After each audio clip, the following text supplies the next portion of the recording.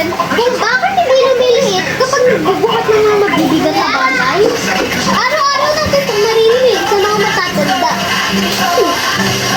Huwag ka magbugot na mabibigat na bagay. Hindi ito na tapos titigil yung pagsamtod mo na. Ano nga ba ang science sa likod nito? with bioprotein. 1. The shrinking disc or pagsamantalang pag-ikli lang. Kapag nagbubuhat ka ng mabigat, coverage mo ng konti ang intervertebral disc. Ito yung konting spasm sa mga pagitan ng spine mo. Eh dito, maaaring mabuhatin ka ng mga ilang millimeter hanggang 1 centimeter.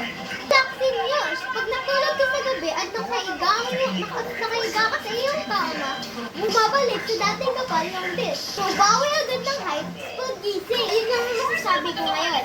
Keep fit and keep learning.